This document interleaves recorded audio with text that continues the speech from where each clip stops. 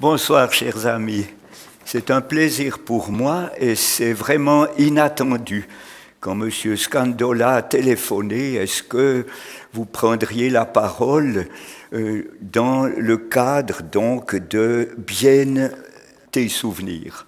Alors des souvenirs, j'en ai. Et j'ai de la chance, si j'ose dire ainsi, c'est que mon grand-père avait donc 10 enfants, 6 garçons l'un après l'autre, 2 filles, mon père et puis encore une fille, 10. Alors au fond, mon père est vraiment venu le dernier. Le grand-père avait exactement 50 ans quand mon père est né, si bien qu'il ne s'est pas marié non plus très tôt, si bien que nous, avec maintenant 84 ans, 83 ans, c'est sûr que, disons, on est les derniers un peu de la lignée. Il y a bien sûr toute une descendance, mais comment est-ce qu'il faut dire, il y a beaucoup de choses qui se perdent. Alors, tout d'abord, merci pour votre présence.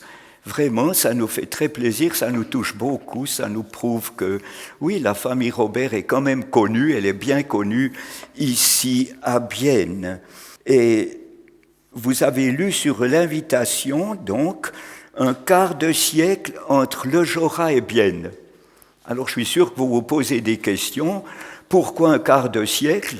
Eh bien, c'est très simple, c'est parce qu'à 25 ans, j'ai quitté la région.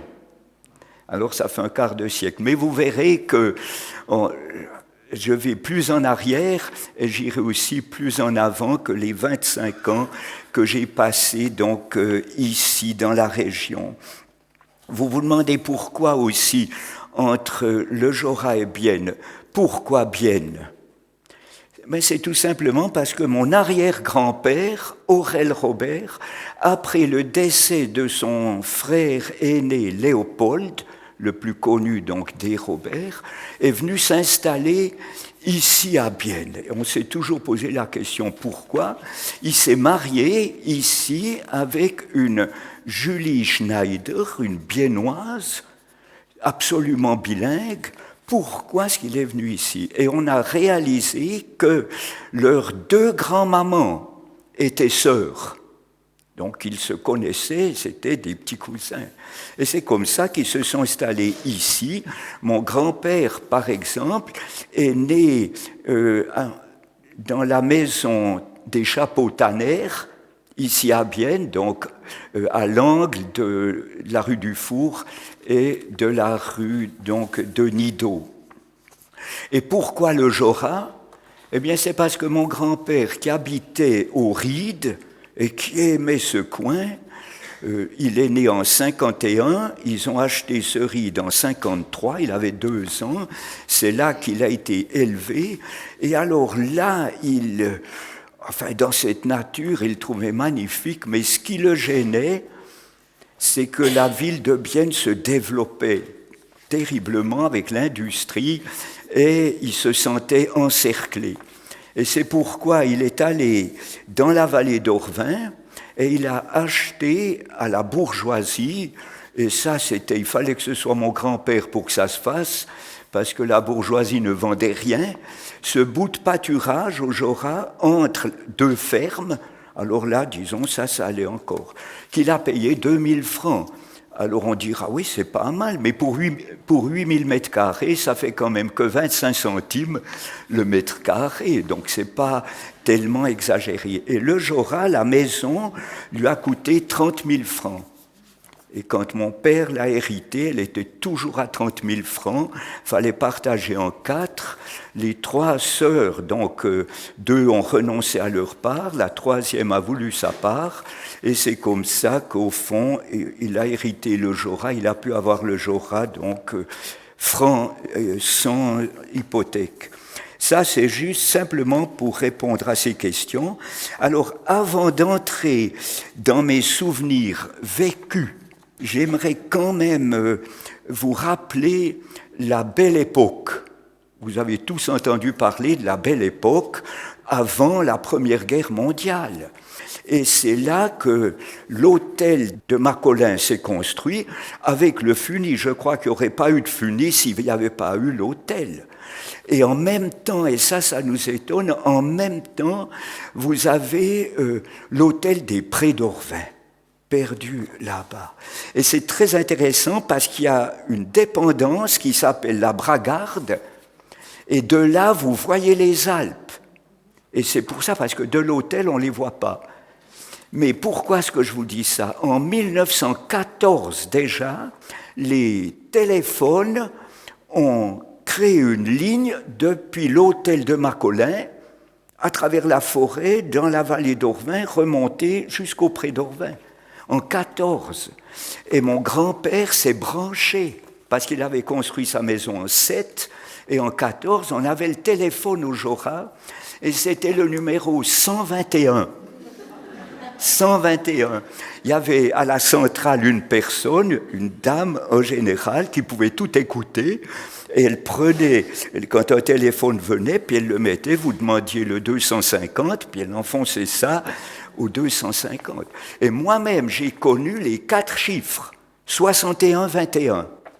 Et plus tard, 2, 61, 21. Et maintenant, on en est à 10 chiffres. C'est vous dire, j'entends comme ça s'est développé. Ça, c'est pour le téléphone. Maintenant, merveille encore, en 1934, on a eu l'électricité au Jorat. On ne l'avait pas, on avait le téléphone depuis 20 ans, mais on n'avait pas. Et c'est encore grâce au téléphone qui ont mis la ligne sous terre jusqu'au pré d'Orvin.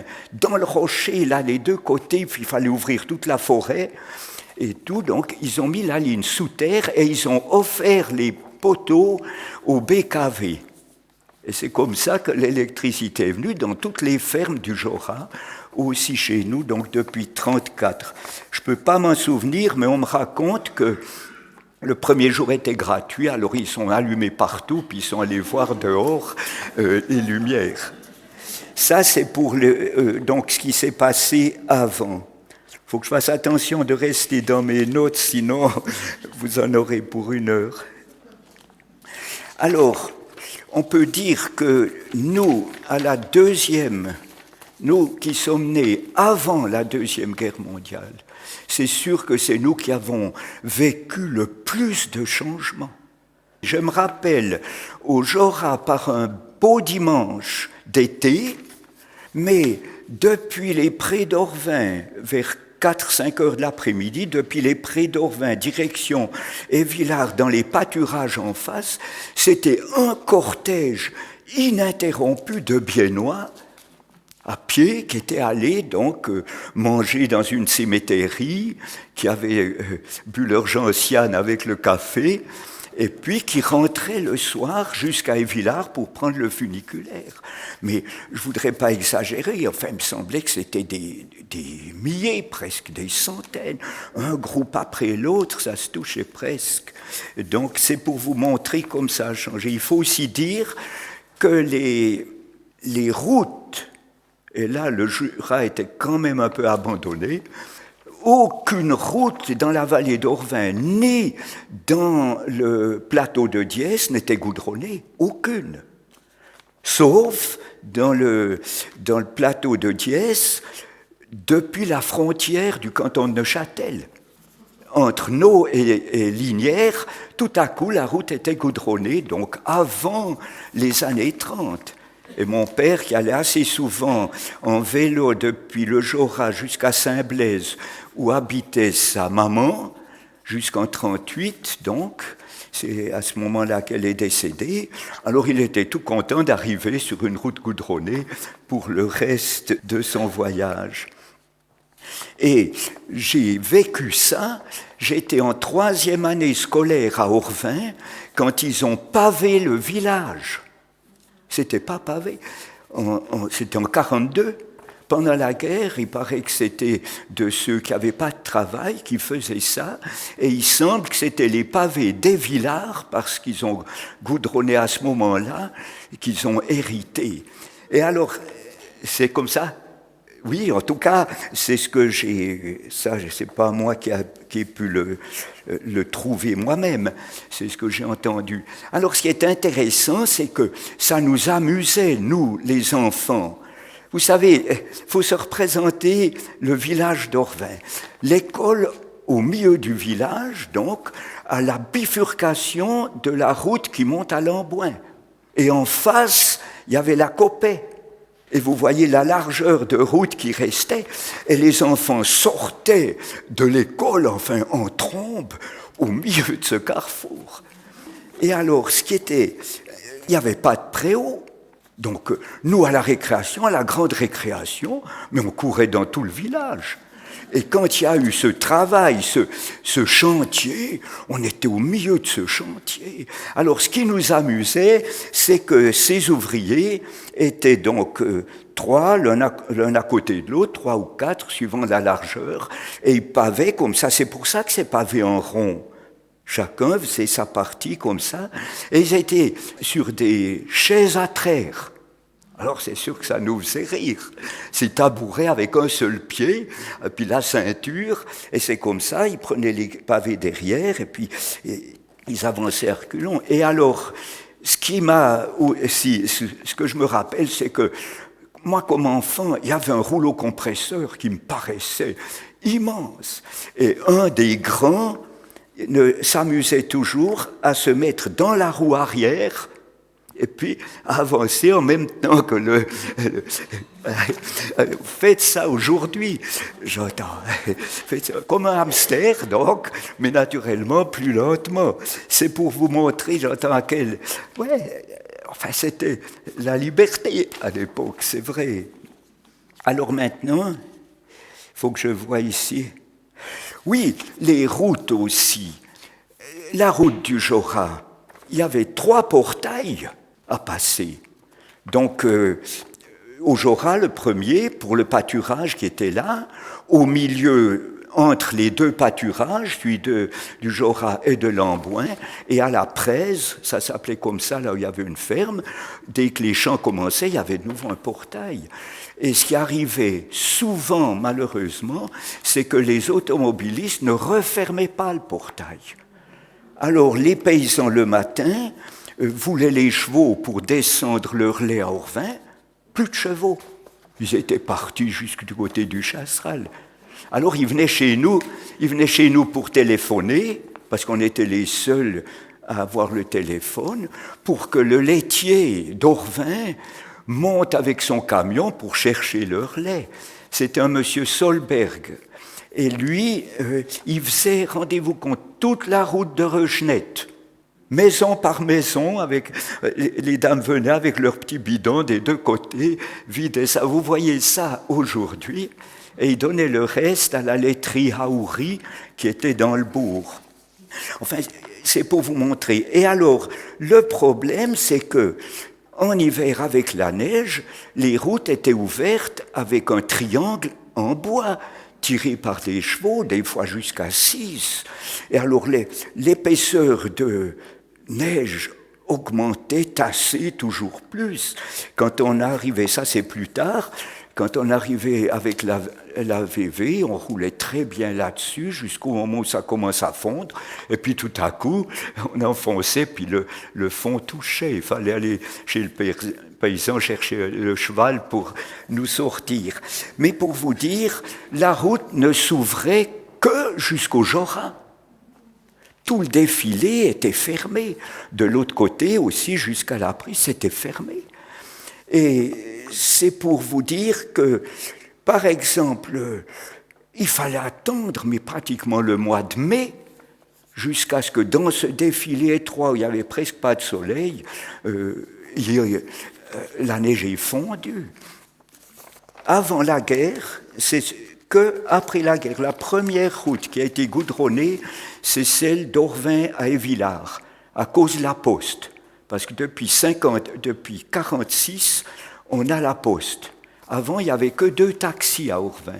Et je me rappelle, il y avait un monsieur Offrand qui en avait un, et un monsieur Auroy, et on a plusieurs fois pris ce taxi. Il avait le numéro BE 323, 3 chiffres.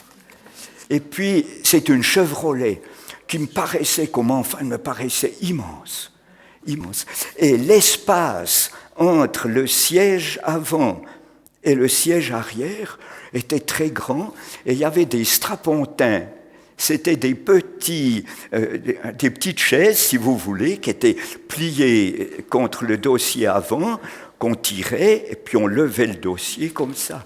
Alors nous, les enfants, quand on allait dans ce taxi, on ne faisait que de les plier, puis de les rouvrir et tout, et de les descendre des fois sur les pieds de ceux qui étaient derrière. Enfin, mais vous voyez, alors, question de ceinture sécurité, c'est sûr que ça n'existait pas.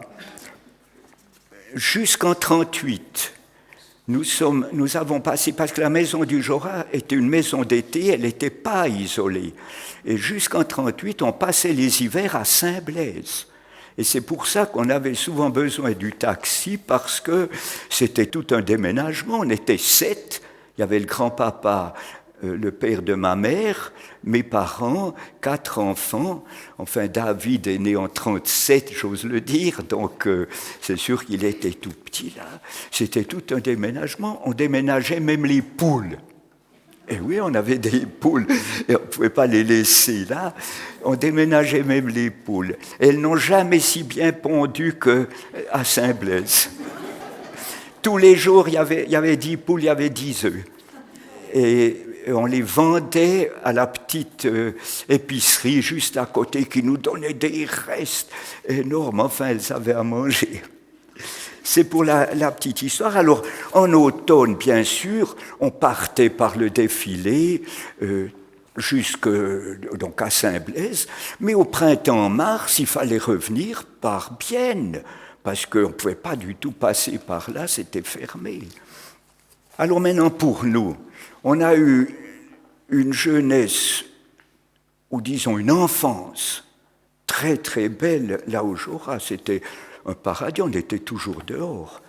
Pour mes parents, c'était plus difficile dans les années 30, parce que mon père travaillait d'arrache-pied à son histoire naturelle, mais ne recevait que les droits d'auteur. Alors, pour le texte des insectes, 2 volumes, il a reçu 2 fois 1 000 francs. Mais ça lui a occupé largement plus qu'une année, largement. Et ses aquarelles, par exemple, donc il a illustré un peu plus d'une vingtaine de livres, à 48 souvent aquarelles par livre, ça fait 1000 et tout, mais il recevait 100 francs, c'était les droits d'auteur. Et il essayait de les vendre, mais vous vous rendez compte, une aquarelle de perce-oreille, allez la vendre, surtout gros comme ça. C'est sûr que ces aquarelles lui restaient, mais tant mieux pour le musée.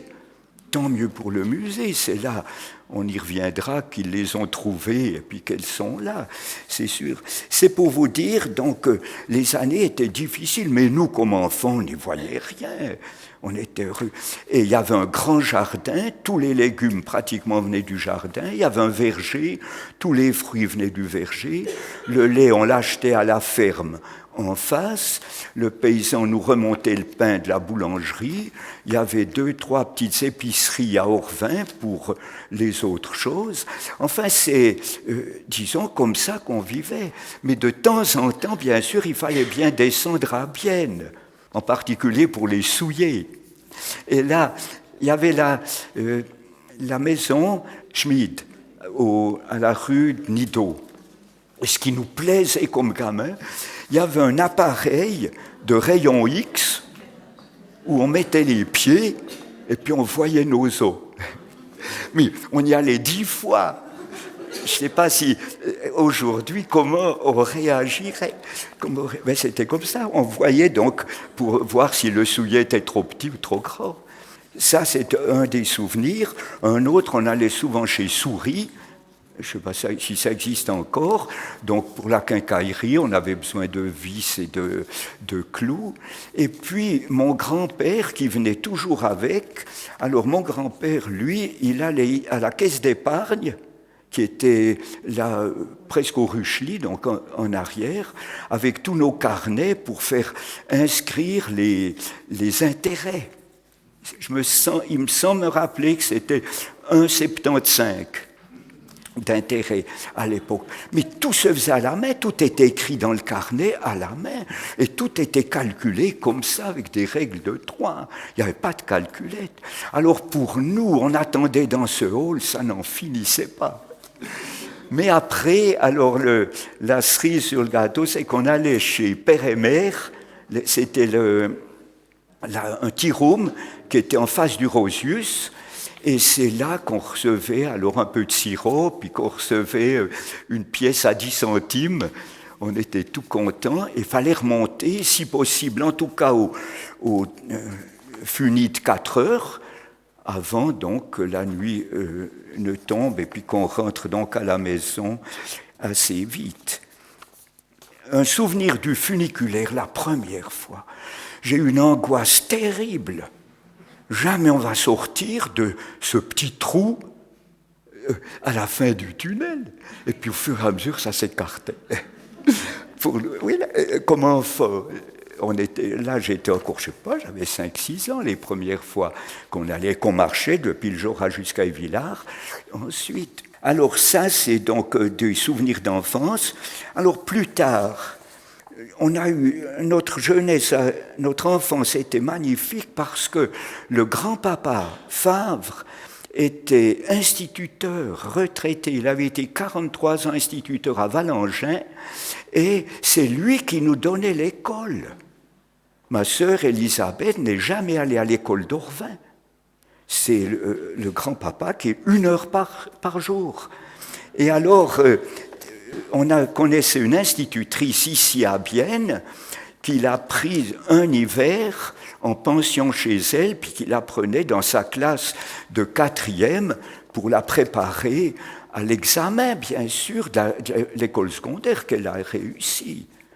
Et moi, alors moi, je suis allé donc depuis la 3e seulement, 3e, 4e.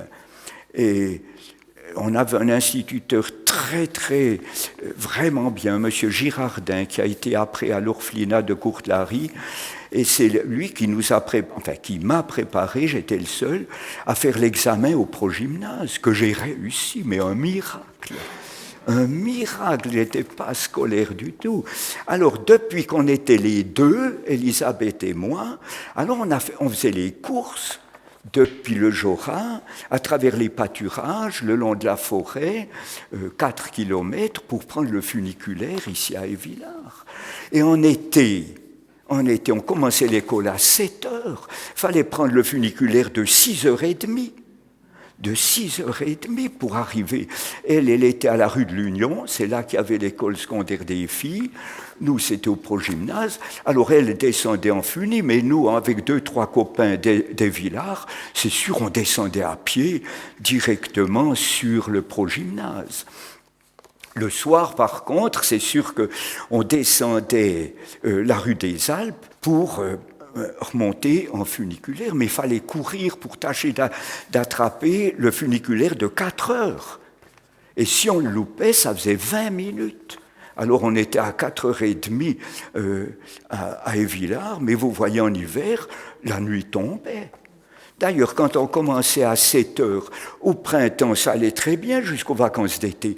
Mais en automne, mais il faisait noir, on partait de la maison, il faisait noir nuit. Une année, on l'a fait à pied, et puis après, on l'a fait en vélo, mais là aussi, c'était du vélo-cross. Il fallait traverser le ruisseau de la Vauchée, il n'y avait pas de pont, il fallait lever les pieds pour pas trop se faire gicler, puis c'était plein de gros cailloux. Enfin, non, c'était épique. Mais je ne regrette rien, vous savez. Et quand je pense à ça, voyez-vous, est-ce qu'aujourd'hui, vous voyez des parents qui envoient leurs 2 enfants dans la nuit par Monts-et-Vaux, 4 kilomètres, là, comme ça tout seul? Mais c'est impensable. Je suis sûr que le social interviendrait. Et avec raison peut-être, mais d'un autre côté, moi je me dis, mais nous on était heureux. Combien de lois sont venues et tout. On était libre, on ne l'a pas du tout vu négativement. Il faut dire que c'était la guerre, il n'y avait aucune voiture, il n'y avait pas 36 possibilités, sinon de loger sinon de loger à Bienne. Mais c'est sûr qu'on aimait rentrer. Et ça nous a formés, j'en suis certain, physiquement déjà, par tous les temps. Et puis aussi, disons, psychiquement, je sais pas.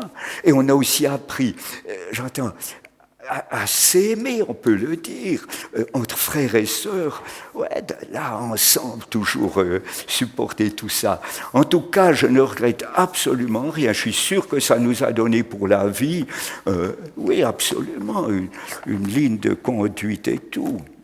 Alors, donc, on ne pouvait jamais rentrer à midi, bien sûr que non.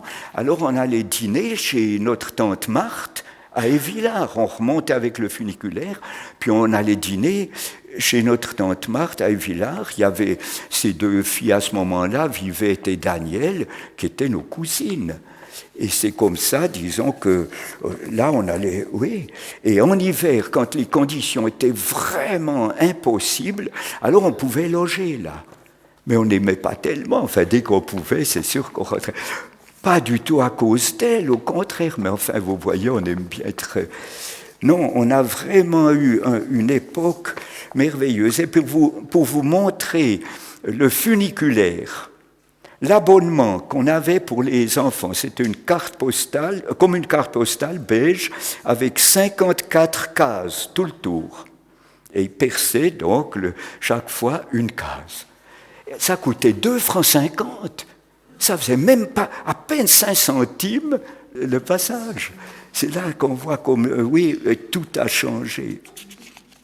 Contrairement à mes sœurs qui étaient brillantes, alors moi, j'étais pas réveillé, j'étais absolument pas...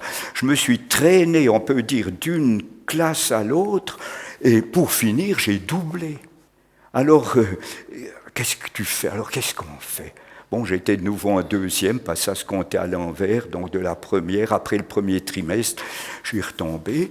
Et c'est là que mes parents m'ont placé à Schiers, dans les Grisons, dans le Prättigau, la première localité de Pilanequart, un institut où on était plus de 300 élèves et une cinquantaine de romans.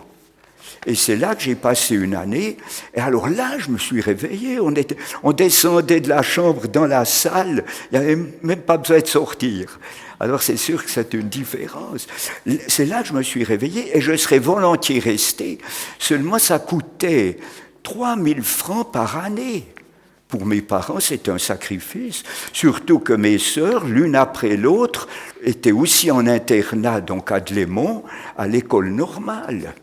Et là, il n'y avait aucune aide quelconque. Alors, qu'est-ce que tu veux faire? Qu'est-ce que tu fais? Je ne sais pas. J'avais déjà 17 ans. Qu'est-ce que tu veux faire?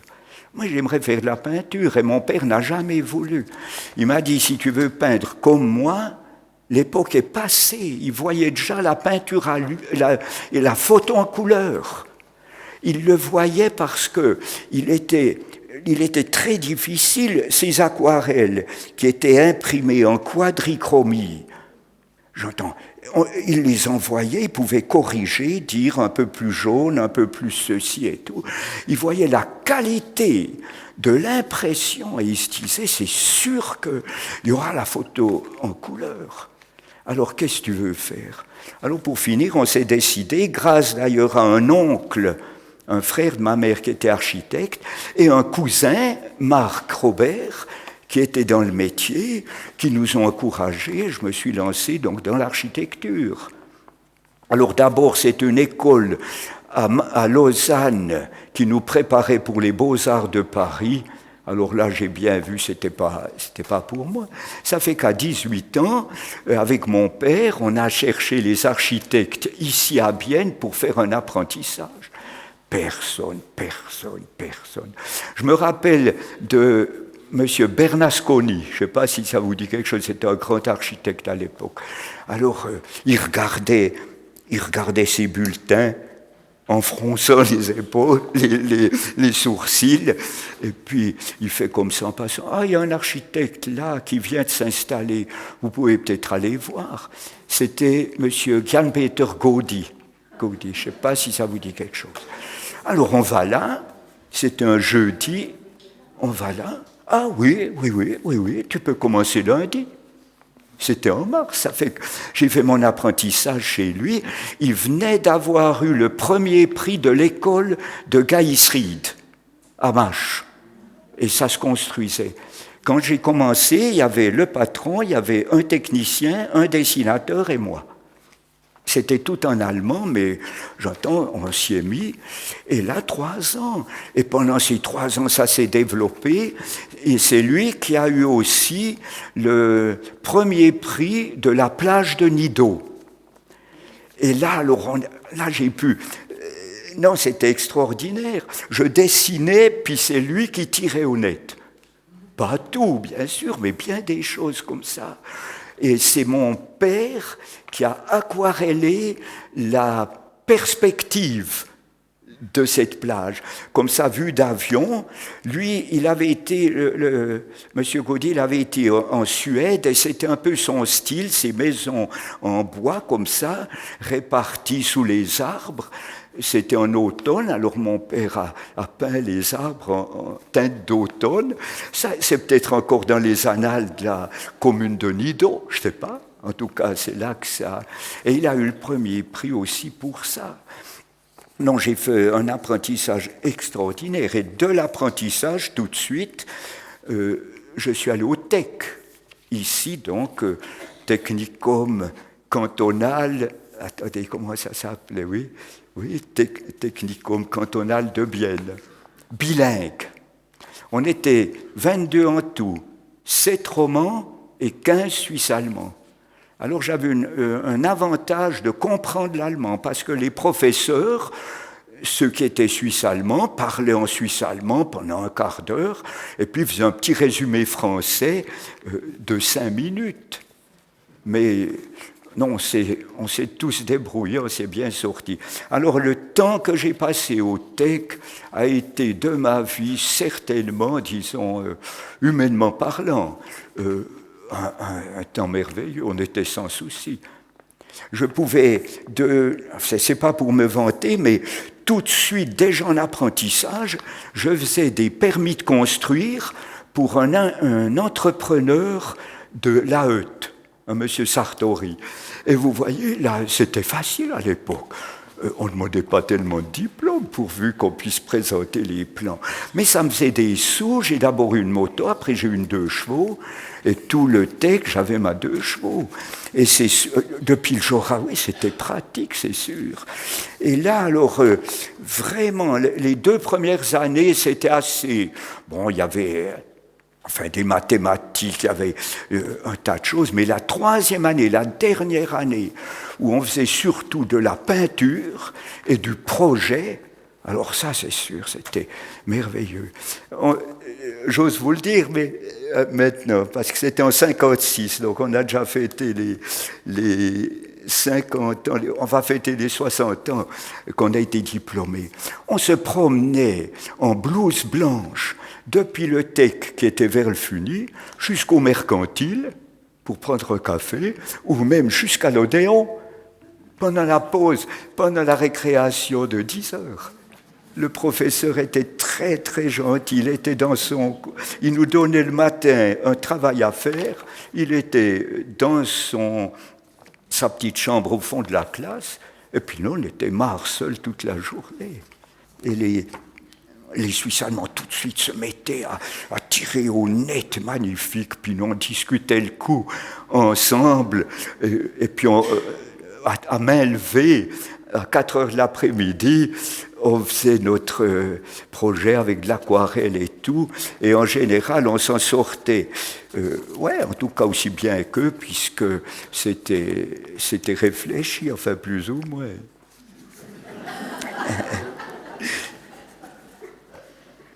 Alors, après pour vous dire, l'époque, c'est sûr, c'était l'époque où ça se construisait. Les 22, on avait notre place avant le diplôme.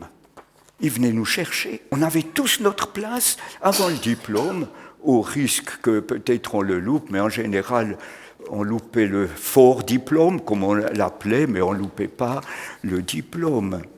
Oui, parce que ça ne fait pas bonne impression. Voilà. Alors, après le TEC, moi, j'ai eu la place chez M. Schlupp, l'architecte. Et c'était justement les 6 mois où j'y étais, où il y avait le concours pour le Hallenbad. Et j'y ai travaillé avec lui, mais je trouvais ça merveilleux. J'ai travaillé avec lui, mais je n'y ai été que 6 mois parce que c'était entendu avec lui qu'en automne, je voulais me entrer dans le pastorat. Et j'ai fait donc un institut biblique, une école biblique à Genève, 2 ans, et après j'étais dans un travail de pasteur. Et j'en ai beaucoup profité, mais Dieu est bon parce que il a permis que mon violon d'Ingres, si je puis dire, l'architecture, je puisse l'employer dans le cadre de notre mission. Et nous avons, je ne sais pas combien de projets j'ai eu l'occasion d'exécuter pour nos camps, parce qu'on avait construit pour nos lieux de vacances, dans 3 magasins, donc librairies bibliques, et même jusqu'à Abidjan, donc, où nous avons construit notre maison missionnaire. Et là, alors, j'en ai vraiment aussi profité. Maintenant, pour conclure, je vous ai parlé du temps difficile que mes parents ont eu avant la guerre. Et à la guerre, plus de travail, des de la chaux, plus rien. Et c'est là que mon père s'est mis à la peinture à l'huile, malgré lui, parce que c'était son histoire naturelle. Et là aussi, il est arrivé à la belle époque, à la bonne époque, au bon moment. Pourquoi ? Mais parce que l'horlogerie repartait. Et vous savez, ces horlogers, ils aimaient cette peinture exacte. Eux, méticuleux comme ils sont, ça leur convenait. Et nous avons eu vraiment, et Bienne a été certainement l'endroit où mon père a le mieux vendu, a le plus vendu de tableaux, ça c'est sûr. On a eu des grandes expositions, il y avait, mais je me rappelle plus le nom, il y avait à la place du marché, il y avait un restaurant immense en face de la Migros. Et là, il y avait une très grande salle où ça se faisait tout à coup en grande pompe. Les jardiniers mettaient des plantes, c'était très grand, ces tableaux et tout. Là, il a très bien vendu. Mais après, ça s'est démoli, cette maison. Et puis, on a eu 2 fois, je crois, une exposition à la rue Centrale. Parce que la rue Centrale était un peu l'enfant pauvre par rapport à la rue de Nidau. Alors, ils avaient eu l'idée de mettre des tableaux de mon père. Mon père pouvait mettre des tableaux dans tous les magasins, dans toutes les vitrines, comme ça, 2 ou 3, et avec une grande banderole par-dessus les fils. Je ne sais plus s'il y avait encore le tram à cette époque, je ne sais pas quand ils l'ont supprimé. Bref, en tout cas, il y avait une grande banderole aux 2 bouts, exposition Paula Robert. Et puis les gens se promenaient le soir, c'était en décembre, donc, et là aussi il a bien vendu. Et on a eu des contacts avec les propriétaires de ces magasins. On a eu des échanges. Je me rappelle, il y avait Bernina, mais ils nous en ont livré de ces Bernina au moins 3 ou 4 peut-être, avec de la peinture, en échange de peinture. Enfin voilà, donc là, pour mon père aussi, c'était le bon moment où nous, enfants, on sortait de la coquille, puis il fallait, oui, ça coûtait aussi. Enfin, on a toujours eu vraiment ce qu'il fallait. Voilà. J'aimerais encore juste ici, puisque nous sommes ici, dans cette salle, qu'on n'oublie pas, parce que ici c'est bien tes souvenirs, qu'on n'oublie pas ce qui a été fait ici. Et ça, c'est... moi, vraiment, je pense à monsieur et madame Spinner, donc feu monsieur et madame Spinner, qui ont découvert ces aquarelles, qui les ont cherchées, mais partout, pas seulement au Jura, oui, là, il y en avait beaucoup, mais vous savez qu'on avait complètement perdu la flore du Jura de Philippe, que les Spinner ont retrouvé dans les combles d'une école, je sais encore où elle est, mais je ne sais plus son nom, là, d'une école primaire. Et d'autres choses. Et ils ont su aussi, je sais que c'est la Migros qui a racheté les aquarelles de champignons. Oui, ça les intéressait. Disons, c'était peut-être ces aquarelles qui pouvaient le plus les intéresser. Enfin, voilà comment ça s'est monté ici, dans l'ancien, on ne peut pas dire musée Neuhaus, enfin oui, et alors, on peut aussi remercier Madame Ehrensperger et les successeurs, j'entends, qui ont développé tout ça, maintenu tout ça. C'est pas évident, c'est pas évident. En tout cas, nous avons, nous, la famille, vraiment une dette de reconnaissance. Quand je pense aussi aux aquarelles de mon grand-père sur les oiseaux, c'était des grands cartons comme ça, je ne sais pas combien il y en avait, qui appartenaient à la Gottfried Keller Stiftung, donc la fondation Gottfried Keller. Eh bien, on pouvait les avoir ici à la condition qu'elles soient restaurées. Mais ça coûtait, je sais pas, un prix fou par aquarelle, par carton. Il fallait tout décoller, tout dévisser et tout. Enfin, ça a été fait, c'est là. Moi, je souhaiterais, disons, qu'on puisse en voir plus, c'est sûr. Mais c'est ça. Alors, c'est parfaitement... c'est climatisé, l'humidité, exactement ce qu'il faut pour les... Voilà. Je ne sais pas... Oui, c'est 50 minutes. Merci pour votre attention. Merci beaucoup. Merci. Oui.